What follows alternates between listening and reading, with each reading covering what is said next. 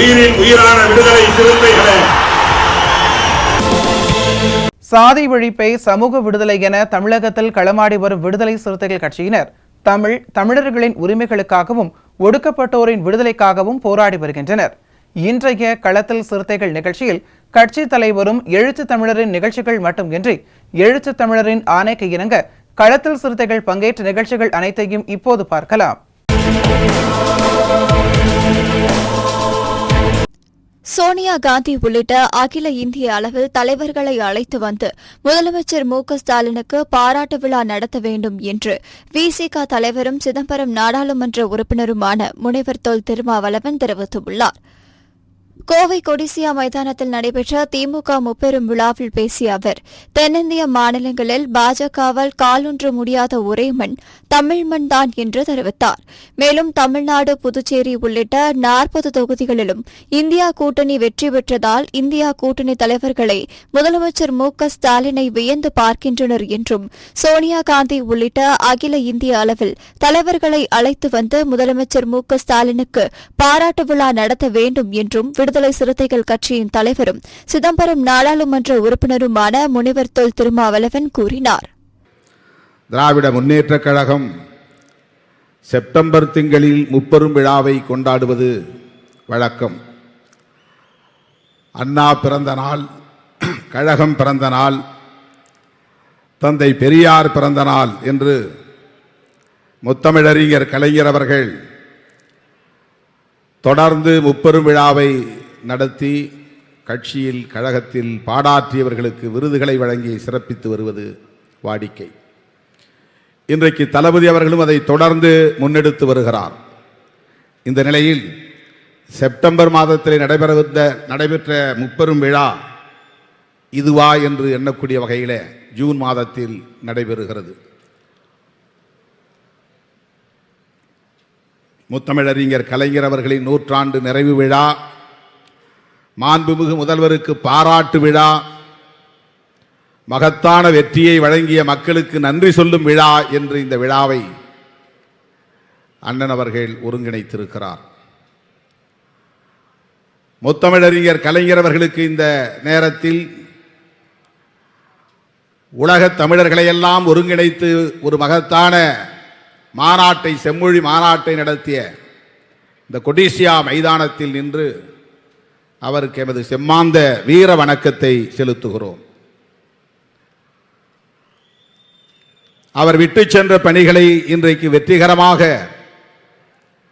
நாடே திரும்பி பார்க்கக்கூடிய வகையில், வியந்து பார்க்கக்கூடிய வகையில் வழிநடத்தி கொண்டிருக்கிற கழகத்தையும் நாட்டையும் வழிநடத்தி கொண்டிருக்கிற அண்ணன் தளபதி அவர்களுக்கு பாராட்டு விழா. அகில இந்திய அளவில் தலைவர்களை அழைத்து அண்ணன் அவர்களுக்கு பாராட்டு விழா நடத்த வேண்டும். அத்தகைய சாதனையை படைத்திருக்கிறார் அண்ணன் தளபதி அவர்கள். நடந்து முடிந்த நாடாளுமன்ற பொதுத் தேர்தலில் வேறு எந்த மாநிலத்திலும் 100க்கு 100 வெற்றி இல்லை. இந்தியா கூட்டணியில் தென்னிந்தியாவிலே கூட தமிழ்நாட்டை தவிர மற்ற மாநிலங்களில் பாரதிய ஜனதா 1, 3, 4 என்று சில இடங்களில் வெற்றி பெற முடிந்திருக்கிறது. இந்த தேர்தலில் கேரளாவில் ஒரு தொகுதியிலே ஒரு நடிகரை வைத்து கைப்பற்றியிருக்கிறார்கள். ஆந்திராவிலே நாயுடு அவர்களை வளைத்து போட்டு, பவன் கல்யாண் அவர்களை வளைத்து போட்டு 3 இடங்களை கைப்பற்றி விட்டார்கள். கர்நாடகாவிலே அவர்கள் சில இடங்களை பறிகொடுத்தாலும் கூட 9 இடங்களை தக்க வைத்துக் கொண்டார்கள்.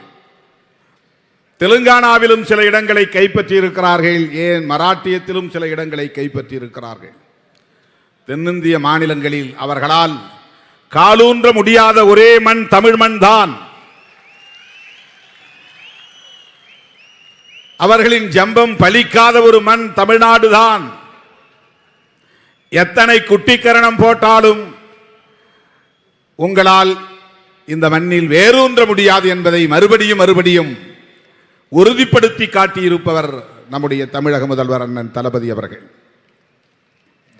இந்தியா கூட்டணி தலைவர்களே வியந்து பார்க்கிறார்கள், எப்படி உங்களால் 100க்கு 100 வெற்றி பெற முடிந்தது. அண்ணன் அவர்களை நிமிர்ந்து பார்க்கிறார்கள், வியந்து பார்க்கிறார்கள். ஆகவே அகில இந்திய அளவில் சோனியா காந்தி அம்மையார் உள்ளிட்ட தலைவர்களை எல்லாம் அழைத்து தமிழகத்தில் அண்ணன் தளபதி அவர்களுக்கு பாராட்டு விழா நடத்த வேண்டும். அது என்னுடைய வேண்டுகோள். இந்த பாராட்டு விழா போதாது. முத்தமிழறிஞர் கலைஞருக்கு பிறகு தமிழ்நாட்டை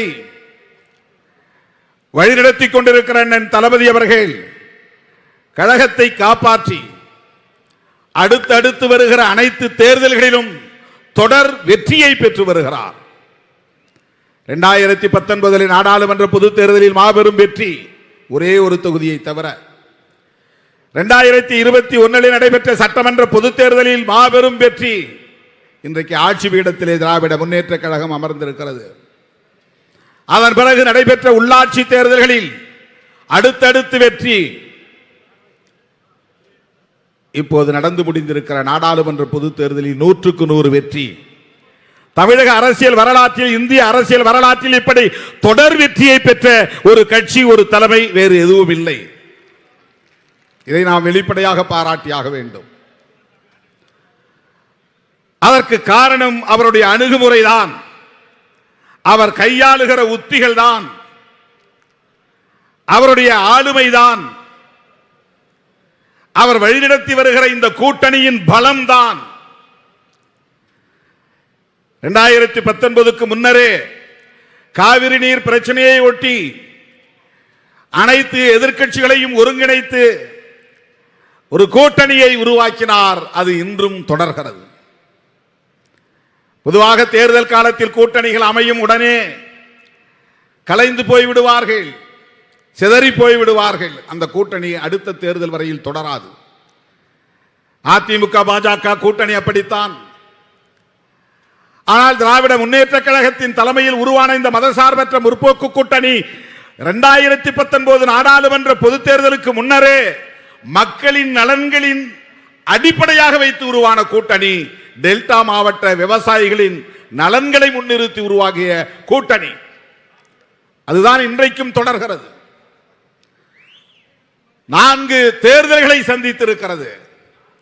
எந்த சலசலப்பும் இந்த கூட்டணியில் இல்லை, சிதறல் இல்லை. ஒரே நாள் சந்திப்பிலே கூட்டணி கட்சிகளுக்கு தொகுதிகளை பங்கீடு செய்து அடுத்து உடனே களத்திற்கு வேட்பாளர்களை இறக்கிவிட்டவர் நம்முடைய அணியின் தலைவர், தமிழகத்தின் முதல்வர் அண்ணன் முத்துவேல் கருணாநிதி ஸ்டாலின். அதுதான் அவருடைய ஸ்ட்ராட்டஜி, அவருடைய பலம். தொகுதியை பங்கீடு செய்கிற போது கூட அந்த கூட்டணியை வெற்றி பெற வைக்க வேண்டும். கூட்டணியில் உள்ள வேட்பாளர்கள் எந்த நிலையிலும் வெற்றி வாய்ப்பை இழந்துவிடக் கூடாது, அதிலே கவனம் செலுத்துகிற ஒரு தலைவர். உதாரணத்திற்கு இதே கோவை தொகுதியில் போன முறை 2019 மார்க்சிஸ்ட் கம்யூனிஸ்ட் கட்சி போட்டியிட்டது, வெற்றி பெற்றது. ஆனால் இந்த முறை நீங்கள் கோவையில் போட்டியிட வேண்டாம், உங்களுக்கு நாங்கள் வென்ற தொகுதியை, திண்டுக்கல் தொகுதியை தருகிறோம். 5 லட்சம் வாக்குகள் வித்தியாசத்தில் வெற்றி பெற்ற தொகுதி, திராவிட முன்னேற்ற கழகம் வெற்றி பெற்ற தொகுதி. அந்த தொகுதியை மார்க்சிஸ்ட் கம்யூனிஸ்ட் கட்சிக்கு ஒதுக்கிவிட்டு கோவையில் அந்த ரிஸ்கை நாங்கள் எடுக்கிறோம். இங்கே ஒருவர் மழைக்காலத்து தவளையை போல் கத்திக்கொண்டே இருக்கிறார், தாமரை மலரும் தாமரை மலரும் என்று. திமுக வீழும், திமுக கூட்டணி வீழும் என்று உளறிக்கொண்டே இருக்கிறார்.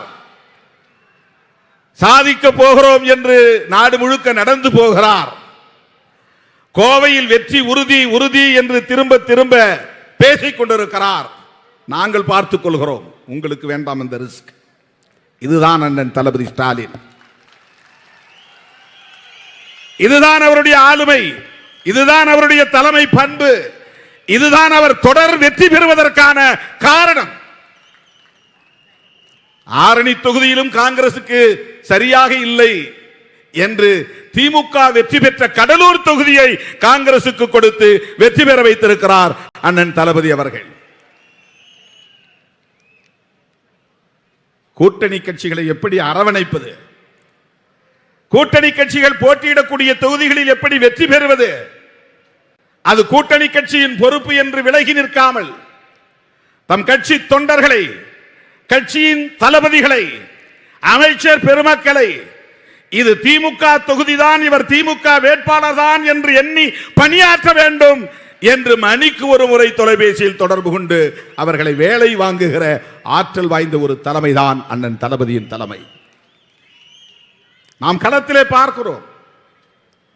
சிதம்பரம் வந்தார், இந்த மேடையிலே சொன்னார், ஒரு சிறுத்தையை வெல்ல வைப்பதற்காக 2 சிங்கங்களை இங்கே நான் விட்டிருக்கிறேன், களமிறக்கி இருக்கிறேன் என்று அமைச்சர் MRK அவர்களையும் அமைச்சர் சிவசங்கர் அவர்களையும் மேடையில் வைத்துக் கொண்டு சொன்னார். திருமாவளவனுக்கு எதிரான வெறுப்பு ஒரு புறம், அவதூறுகள், ஆதாரமில்லாத அவதூறுகள் பரப்பப்படுகிற வேளையில் அதை பற்றி கவலைப்படாமல் திராவிட முன்னேற்ற கழகத்தின் அமைச்சர்கள், திமுக தொண்டர்கள் திருமாவளவன் வெற்றிக்கு முழுமையாக பாடுபட வேண்டும். திருமாவளவன் VCK வேட்பாளர் அல்ல, திராவிட முன்னேற்ற கழகத்தின் வேட்பாளர். இதுதான் அண்ணன் தளபதி அவர்கள். இப்படித்தான் 40 தொகுதிகளிலும் இன்றைக்கு திமுக கூட்டணி வெற்றி பெற்றிருக்கிறது.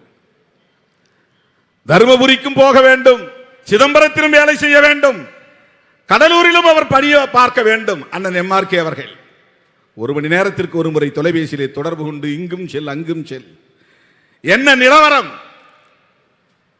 இப்படி ஒரு தலைமை அரசியலில் அபூர்வம், அரசியலில் அற்புதம். வேலை வாங்கிக் கொண்டே இருக்கிறார், முடுக்கிவிட்டுக் கொண்டே இருக்கிறார். எந்த சூழலிலும் நம்முடைய கூட்டணி கட்சி வேட்பாளர்களும் தோற்றுவிடக் கூடாது, கவனமாக இருக்க வேண்டும். அப்படிப்பட்ட ஒரு அணுகுமுறையால் தான் தோழர்களே இந்த மாபெரும் வெற்றி எவ்வளவு பாராட்டினாலும் தகும். 2019 திராவிட முன்னேற்ற கழகத்தின் மாபெரும் விழாவிலே, கலைஞர் பிறந்தநாள் விழாவா அல்லது முரசொலி 75வது பவள விழாவா என்று எனக்கு நினைவில்லை, அந்த கூட்டத்திலே அண்ணன் சொன்னார், இந்தியாவின் அடுத்த பிரதமர் ராகுல் காந்தி என்று சொன்னார்.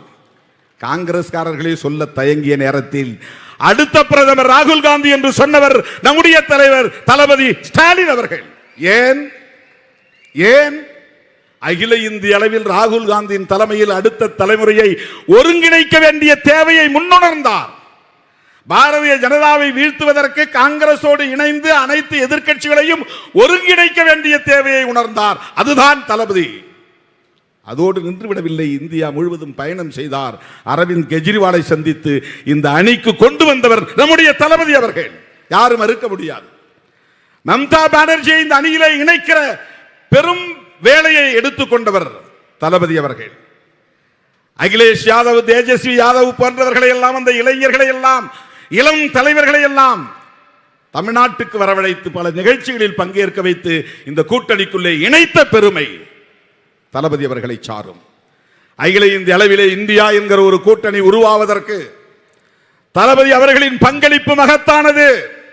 இந்தியா கூட்டணி தலைவர்களை அதை அங்கீகரித்திருக்கிறார்கள். இந்தியா என்கிற பெயரை சூட்டுகிற போதே அதை முதலில் வழிமொழிந்து பேச சொன்னார் ராகுல் காந்தி அவர்கள். யாரை என்றால் தமிழ்நாடு முதல்வர் அண்ணன் தளபதி அவர்களைத்தான் நீங்கள் தான் முதலில் பேச வேண்டும். அவர் பெயரை சொன்னார், அதை வரவேற்று வழிமொழிந்து பேசியவர். அந்த கூட்டங்களில் பங்கேற்கிற வாய்ப்பு எனக்கு கிடைத்ததனால் அதை களத்தில் நேரடியாக கண்டவன் நான். அந்த முக்கியத்துவம் எங்கிருந்து வந்தது? இவருடைய அணுகுமுறையால், இவருடைய தொலைநோக்கு பார்வையால், நாட்டு நலனில், மக்கள் நலனில் இவர் காட்டுகிற அக்கறையால், காங்கிரசோடு இணைந்து பணியாற்ற வேண்டிய தேவை இருக்கிறது என்பதை அவர் பொறுப்புணர்வோடு உணர்ந்த காரணத்தினால் 1976 நாட்டுக்கு இப்படி ஒரு நெருக்கடி ஏற்பட்ட போது அனைத்து எதிர்க்கட்சிகளையும் ஒருங்கிணைக்கக்கூடிய ஒரு மாபெரும் பணியை சிறமேற்கொண்டு செய்தவர் முத்தமிழறிஞர் கலைஞர். அன்றைக்கு ஜனதா உருவானது. ஜனசங்கமாக இருந்த பாரதிய ஜனதாவையும் அன்றைக்கு அதில் இணைத்துக் கொண்டார்கள். ஆனால் இன்றைக்கு அப்படியே தலைகீழாக மாறி இருக்கிறது. அந்த பாரதிய ஜனதாவை தனிமைப்படுத்த வேண்டும், அதற்கு அனைத்து எதிர்க்கட்சிகளையும் ஒருங்கிணைக்க வேண்டும் என்று முத்தமிழறிஞர் கலைஞரின் அரசியல் வாரிசு அண்ணன் தளபதி அவர்கள் இந்தியா முழுவதும் பயணம் செய்து இந்த தலைவர்களை எல்லாம் ஒருங்கிணைத்து இந்தியா கூட்டணியை உருவாக்கினார். ஆகவே நான் மறுபடியும் சொல்லுகிறேன், சோனியா காந்தி அம்மையார், ராகுல் காந்தி போன்றவர்கள் எல்லாம் பங்கேற்கக்கூடிய வகையில் ஒரு மாபெரும் பாராட்டு விழாவை தளபதி அவர்களுக்கு நடத்த வேண்டும். இது சாதாரணமானதல்ல. 40 நமதே நாடும் நமதே என்று அவர் சொன்னார். 40 நமதாகிவிட்டது. நாடு இன்னும் நமதாகவில்லை. இந்திய நாடு, தமிழ்நாடு ஏற்கனவே நம்மோடு தான் இருக்கிறது. ஆட்சியை கைப்பற்ற வேண்டும், சனாதன சக்திகளை தூக்கி எறிய வேண்டும், அவர்களை வீழ்த்த வேண்டும். அது பாதியிலே நிற்கிறது. இந்த பணியை செய்யக்கூடிய, இதை நிறைவேற்றக்கூடிய, இதை சாதிக்கக்கூடிய ஆற்றல் வாய்ந்த தலைமை அண்ணன் தளபதி அவர்களின் தலைமை. ஆகவே இன்னும் வியூகம் வகுக்க வேண்டிய தேவை இருக்கிறது. 2026 சட்டமன்ற பொதுத் தேர்தல் வர இருக்கிறது. இதற்கிடையிலே முன்னோட்டமாக விக்கிரவாண்டி இடைத்தேர்தல். எதிரிகள் சிதறி ஓடுகிறார்கள். போட்டி இல்லை என்று எடப்பாடி அவர்கள் அறிவித்து விட்டார். திமுக தான் வெற்றி பெறப் போகிறது என்பது அவர்களுக்கு தெரியும். சாதியவாத அரசியலுக்கு அல்லது மதவாத அரசியலுக்கு தமிழ்நாட்டில் இடமில்லை. அதற்கு சிதம்பரம் வெற்றியும் தருமபுரி வெற்றியும் சான்று. சிதம்பரம் தொகுதியிலே நாம் பெற்ற வெற்றியும் தருமபுரியிலே நாம் பெற்ற வெற்றியும் சாதிய மதவாத அரசியலுக்கு இடமில்லை.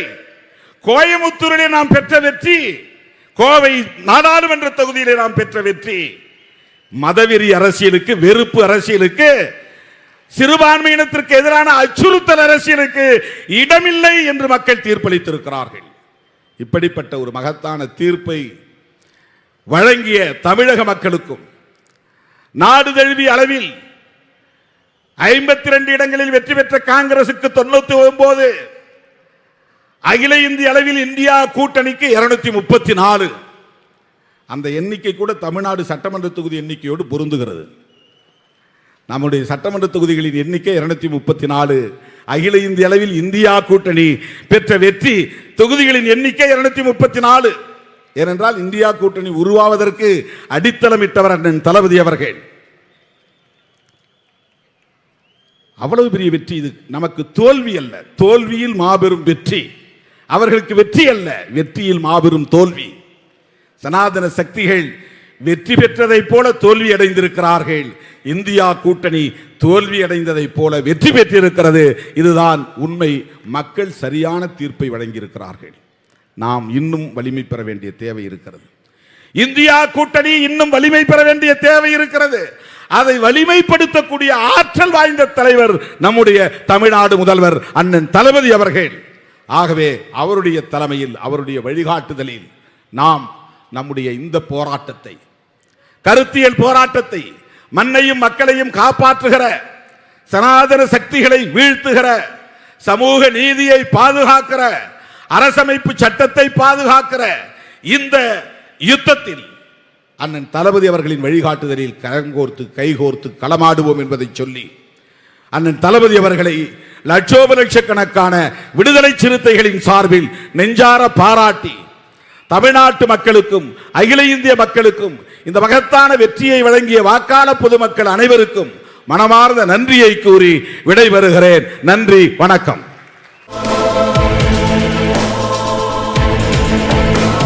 நாகை மாவட்டம் வேதாரண்யம் ஒன்றியம் தேத்தாக்குடி வடக்கு மாவடி வாய்க்கால் பேருந்து நிறுத்தம் அருகில் கடந்த 12ஆம் தேதி விடுதலை சிறுத்தைகள் கட்சியின் கொடியினை விடுதலை சிறுத்தைகள் கட்சியின் மாநில ஊடக மைய முதன்மை செயலாளரும் செய்யூர் சட்டமன்ற உறுப்பினருமான பனையூர் பாபு ஏற்றி வைத்தார்.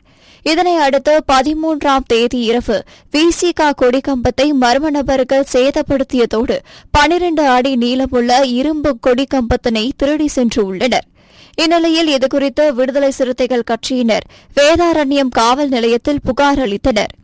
அதில் குற்றவாளிகள் மீது விரைந்து நடவடிக்கை எடுக்கவும், மீண்டும் அதே இடத்தில் விசிக கொடிக்கம்பத்தை நடவும் அவர்கள் கோரிக்கை விடுத்தனர். 2024 புதன்கிழமை மாலை நாகை தெற்கு மாவட்டம் வேதாரண்யம் தேத்தாக்குடி வடக்கு வேடநகரில் அமைப்புசார் தொழிலாளர் விடுதலையினுடைய மாவட்ட அமைப்பாளர் வா நாகராஜ் என்கிற நாவேந்தன் அவர்களுடைய அன்பு மகள் பூமா அவர்களுடைய வரவேற்பு விழாவிற்கு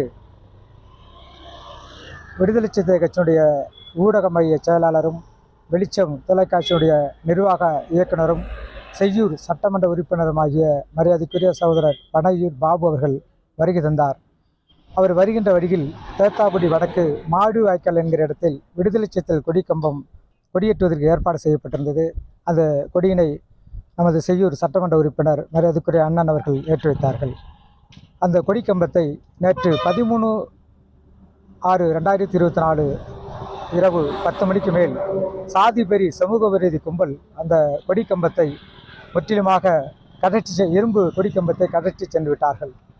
அதை தகவல் தெரிவித்த ஒன்றிய அமைப்பாளர் தம்பி ராஜா என்ற உதயகுமார் தகவல் தெரிவித்ததன் பேரில் பல்வேறு இன்றைக்கு நிகழ்வுகள் இருந்ததனால் காலை 11 மணி அளவில் வேதாரண்யம் காவல் ஆய்வாளரிடம் புகார் கொடுக்கப்பட்டு அதற்கு பிறகு அவர் உறுதியளித்ததன் பேரில் 2 நாட்களுக்குள் நடவடிக்கை எடுத்து சம்பந்தப்பட்ட குற்றவாளிகளை கைது செய்கிறேன் என்று உறுதியளித்ததன் பேரில் நாம் காவல் நிலையத்திலிருந்து வெளியில் வந்து விட்டோம்.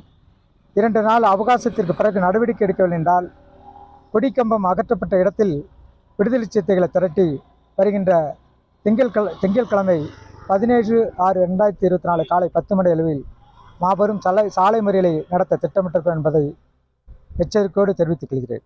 போன்று கடந்த சில ஆண்டுகளுக்கு முன்பும் இதே இடத்தில் விடுதலை சிறுத்தைகள் கொடிக்கம்பத்தை சமூக விரோத சாதிவெறி கும்பல் கடற்றி சென்று விட்டது. அப்பொழுதும் புகார் மனு கொடுக்கப்பட்டு நடவடிக்கை எடுக்கவில்லை.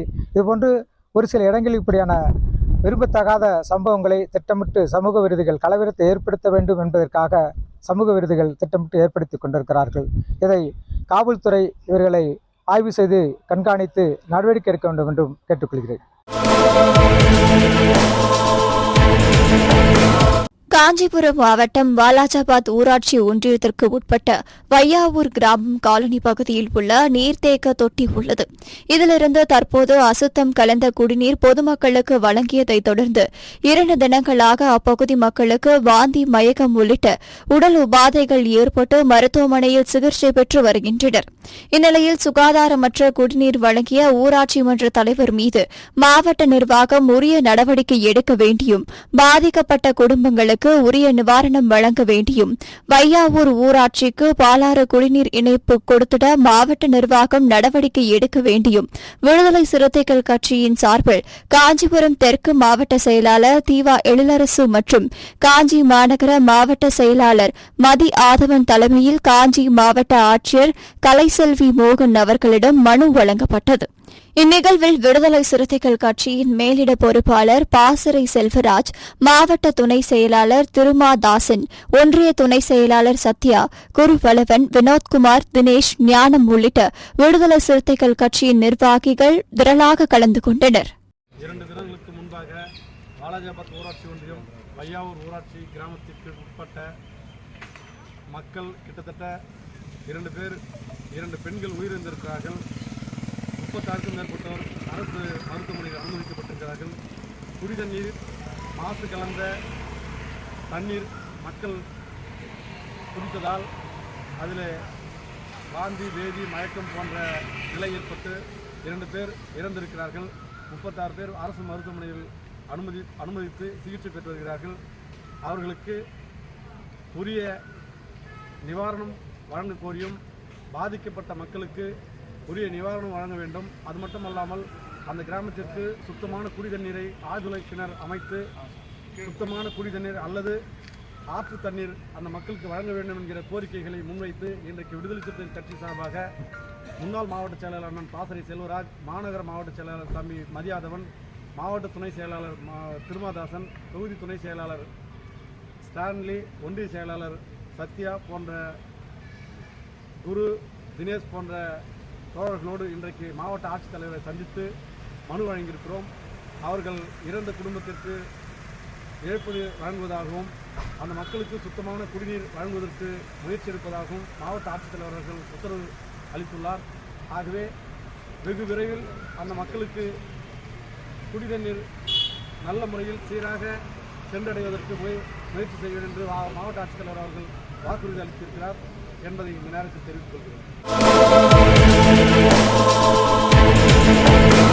விடுதலை சிறுத்தைகள் கட்சி அரசியல் அங்கீகாரம் பெற்றதையொட்டி மதுரை திருப்பாலை நல்லமணி பள்ளி மைதானத்தில் விடுதலை சிறுத்தைகள் கட்சியின் சார்பில் மாநில அளவிலான கிரிக்கெட் போட்டி நடைபெற்றது. சேவகரத்னம் தலைமையில் நடைபெற்ற இந்த போட்டியை கட்சியின் மாநில செய்தி தொடர்பாளர் கூகா பாவலன் தொடங்கி வைத்தார்.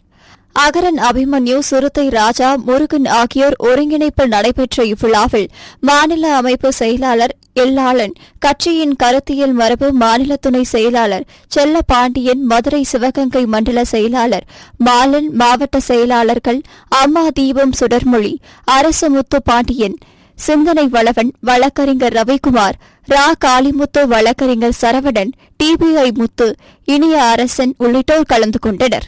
துடிப்பு அண்ணன் எழுச்சி தமிழருடைய ஆசியுடன் நமது கட்சியின் அரசியல் அங்கீகார வெற்றி விழாவை முன்னிட்டு தலைவர் முதல் முறையாக கொடியேற்றிய மதுரை மண்ணிலிருந்து கட்சியின் அரசியல் அங்கீகார வெற்றி விழாவாக நடைபெற்று கொண்டிருக்கக்கூடிய மாநில அளவிலான கிரிக்கெட் போட்டி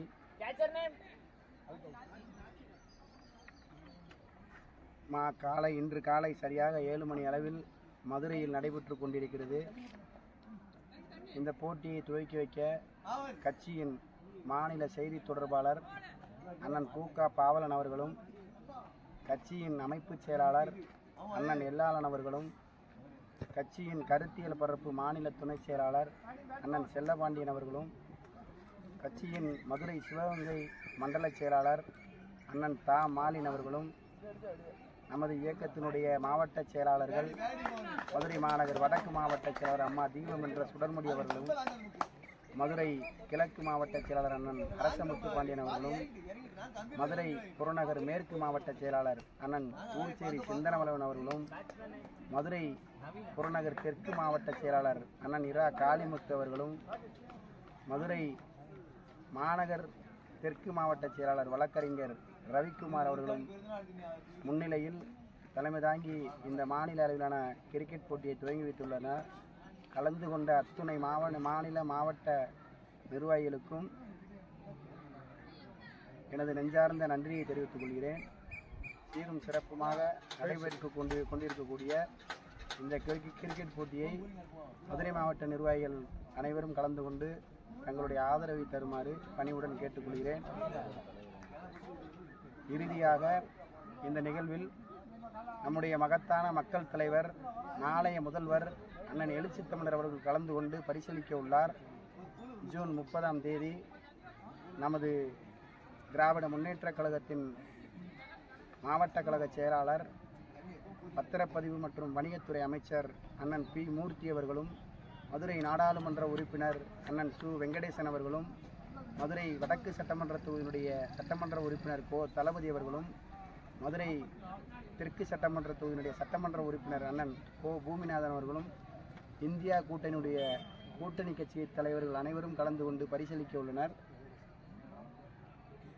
சோழவந்தான் சட்டமன்ற தொகுதியினுடைய சட்டமன்ற உறுப்பினர் அண்ணன் சோழவந்தான் அவர்களும் வெங்கடேசன் அவர்களும் கலந்து கொள்ள உள்ளனர்.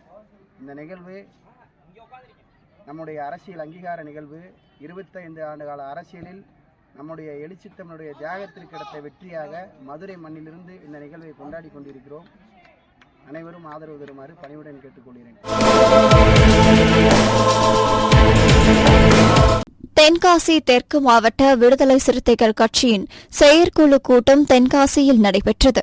தென்காசி தெற்கு மாவட்ட செயலாளர் பன்மொழி செல்வம் தலைமையில் நடைபெற்ற இக்கூட்டத்தில் மண்டல துணை செயலாளர் சித்திக், மாநில துணை செயலாளர் மோசஸ், ஒன்றிய செயலாளர்கள் ரமேஷ், மூர்த்தி, இசக்கி முத்து, மாவட்ட அமைப்பாளர் முருகேஷ் ஆகியோர் முன்னிலை வகித்தனர். இக்கூட்டத்தில் மக்களவைத் தேர்தலில் விடுதலை சிறுத்தைகள் கட்சியை அதிக வாக்கு வித்தியாசத்தில் வெற்றி பெற வைத்த மக்களுக்கு தென்காசி தெற்கு மாவட்டம் சார்பில் நன்றி தெரிவிக்கப்பட்டது. மேலும் இந்தியா கூட்டணிக்கு வாக்களித்த பொதுமக்களுக்கு நன்றி தெரிவித்தல் ஆகஸ்ட் 17 எழுச்சி தமிழர் பிறந்த நாள் அன்று தென்காசி தெற்கு மாவட்டம் சார்பில் சுவர் விளம்பரம் எழுதுவது, தலைவர் எழுச்சி தமிழர் பிறந்த நாளை முன்னிட்டு தென்காசி தெற்கு மாவட்டம் சார்பாக கபடி போட்டி நடத்துவது, ஜூலை 23 மாஞ்சோலை தோட்ட தொழிலாளர்கள் நினைவு தினத்தில் அஞ்சலி செலுத்துவது என பல்வேறு தீர்மானங்கள் கூட்டத்தில் நிறைவேற்றப்பட்டது.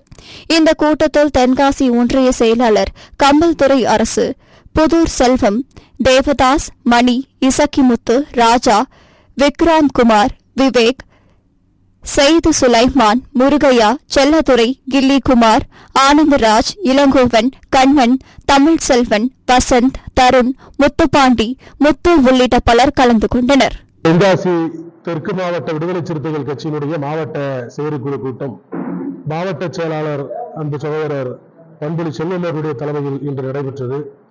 இந்த மாவட்ட செயற்குழு கூட்டத்தில் நடந்து முடிந்த நாடாளுமன்ற பொதுத் தேர்தலில் தமிழ்நாட்டை சார்ந்த வாக்காளர் பெருமக்களுக்கு இந்தியா கூட்டணியினுடைய வேட்பாளர்களுக்கு 40 தொகுதிகளும் வெற்றியை தந்ததற்கும், சிதம்பரம், விழுப்புரம் ஆகிய நாடாளுமன்ற தொகுதிகளில் கட்சியின் தலைவர் எழுச்சி தமிழர் அவர்களுக்கும் பொதுச் செயலாளர் ரவிக்குமார் அவர்களுக்கும் பானை சின்னத்தில் வாக்களித்து வெற்றி பெற செய்ததற்கு நன்றி தெரிவித்தும், விடுதலை சிறுத்தைகள் கட்சிக்கு தேர்தல் அங்கீகாரம் கிடைப்பதற்கு உழைத்த கட்சியுடைய தோழர்களுக்கும் தலைவர் பெருமக்களுக்கும் நன்றி தெரிவித்தும், எதிர்வரும் தலைவருடைய பிறந்த நாளை முன்னிட்டு தென்காசி மாவட்டத்தில் சுவர் விளம்பரம் எழுதுவது, தலைவருடைய பிறந்த நாளை முன்னிட்டு இலவச ஆம்புலன்ஸ் சேவை தொடங்குவது, கபடி போட்டி நடத்துவது, ஏழை எளிய மாணவர்களுக்கு நலத்திட்ட உதவிகள் வழங்குவது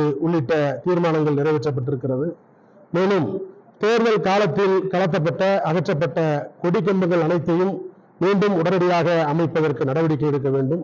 வரக்கூடிய உள்ளாட்சி தேர்தலில் தென்காசி தெற்கு மாவட்டத்திற்குட்பட்ட அனைத்து ஊராட்சி ஒன்றியங்களிலும் தலா 2 ஒன்றிய வார்டுகளில் விடுதலை சிறுத்தைகள் கட்சியின் சார்பில் பானை சின்னத்தில் போட்டியிடுகிற வகையில் பணிகளை மேற்கொள்வது உள்ளிட்ட தீர்மானங்கள் நிறைவேற்றப்பட்டிருக்கிறது.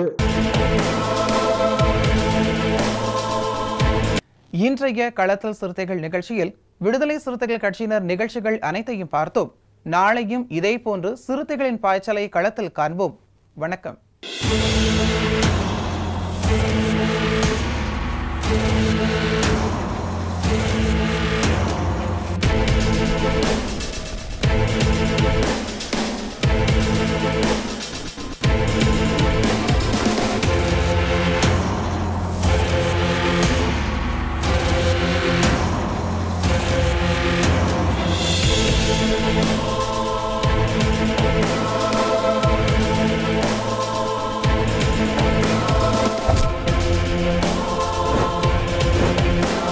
உயிரின் உயிரான விடுதலை சிறுத்தைகளே,